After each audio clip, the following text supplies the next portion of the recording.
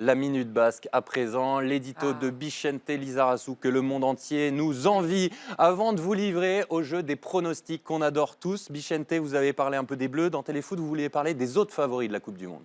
Oui, les quatre favoris pour moi, bon, on en a beaucoup parlé, c'est à peu près les favoris pour tout le monde, c'est l'Allemagne, l'Espagne, le Brésil et bien entendu la France. Je vois ces quatre équipes éventuellement en demi-finale. Et puis après, il ne faut pas oublier la Belgique. Même si ils n'ont pas fait un super Euro, il ne faut pas oublier l'Uruguay, qui est une belle nation sud-américaine.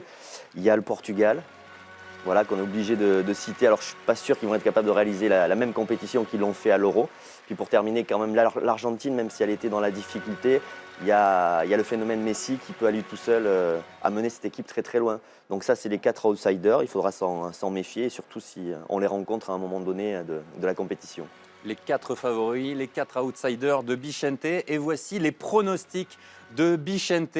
Vous avez imaginé tout le tableau final de la Coupe du Monde 2018 qu'on va découvrir ensemble. On a fait une simulation, parce que comme vous aimez la simulation, on a fait une simulation. Tout d'abord, la France, première du groupe C selon Bichente. Regardez en image, retrouvera en huitième de finale la Croatie, deuxième du groupe D. Vous pouvez commenter, hein, Guy, au fur et à mesure. L'Uruguay, vainqueur de la poule A, affronterait le Portugal, deuxième du groupe B derrière l'Espagne. Autre huitième de finale, Brésil, Mexique et puis la Belgique, que vous voyez devancer l'Angleterre dans le groupe G, affronterait la Pologne. Alors qui se qualifie pour les quarts de finale? Eh bien la France bat la Croatie, l'Uruguay de Cavani et Suarez élimine le Portugal de Cristiano Ronaldo, le Brésil de Neymar sort le Mexique et puis la Belgique d'Hazard se qualifie aux dépens de la Pologne. En quart de finale, les Bleus sortent l'Uruguay. Facile, qui marque Bichente? Vous avez des détails, non? Alors Mbappé. Mbappé, but d'Mbappé, voilà. Et le Brésil élimine la Belgique. En demi-finale, la France, comme d'habitude, ne fait qu'une bouchée du Brésil pour se qualifier pour sa troisième finale de Coupe du Monde. Avant de voir l'autre partie du tableau, Guy, un commentaire sur cette partie. Facile, non, la Coupe du Monde? Sur la simulation, c'est pas mal. Hein. J'imagine que vous prenez. Est-ce que vous vous projetez? J'imagine que c'est dur à dire, mais on regarde forcément avec qui on va croiser dans l'autre partie du tableau. On regarde d'abord le premier match. Parce que sur toutes les dernières compétitions, quand la France a gagné le premier match, elle s'est qualifiée pour les huitièmes de finale. Donc il faut gagner le premier match. L'Australie est le plus important. Et c'est vrai qu'on a regardé un petit peu quand même. Vous avez regardé avec le groupe de l'Argentine, de la oui, Croatie. c'est le groupe de l'Argentine, c'est voilà. Forcément. Là, on le sait. Bichente considère que c'est l'Argentine qui va finir première de son groupe et la Croatie deuxième. Voilà. Pas vous? Et le Nigeria sera après. Et vous? Je suis pas loin de penser ça. Allez, on va s'intéresser à l'autre moitié de tableau. Premier huitième de finale entre l'Espagne, on va voir ça, l'Espagne et la Russie qui se qualifient donc selon Bichente.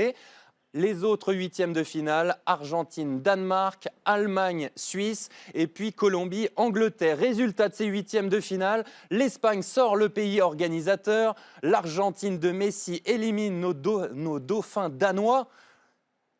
On y est, l'Allemagne sort son voisin suisse et puis comme d'habitude l'Angleterre déçoit et donc est éliminée en huitième de finale par la Colombie. Ça c'est la surprise selon Bichente. En quart, choc Espagne-Argentine qui tourne en faveur de la Roja. L'Allemagne élimine la Colombie. Et en demi-finale, duel entre les deux derniers champions du monde qui tourneraient en faveur de la Mannschaft pour une finale France-Allemagne. Magnifique pronostic qui gagne. France-Allemagne, on en est là, Bichente. On s'arrête là, parce que ça fait quand même beaucoup de simulations. Là. Je suis à un stade de simulation qui est quand même énorme, là, surtout. Ah, si j'ai tout bon, là, écoute, vous me faites un tapis rouge. Là. Oui, voilà. Hein? Au moins.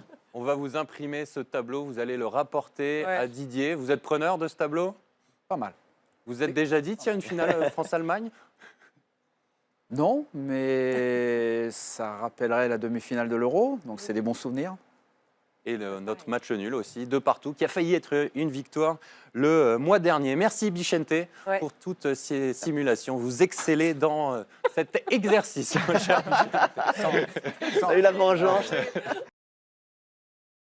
Ah oui, n'oublie pas, clique sur le logo Téléfoot au milieu de ton écran pour ne rien rater du contenu exclusif de la chaîne. À la prochaine!